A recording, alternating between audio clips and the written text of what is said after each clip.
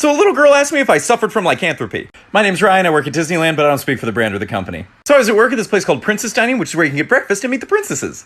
There's this little 6-year-old girl that's running around meeting all the princesses, and then she comes up to me. Now, I'm just a host, but she looks up at me and goes, "Are you a prince?" And that's so sweet, but I'm not. I'm just a host. So I look down at her and go, "No, sweetie, I'm not."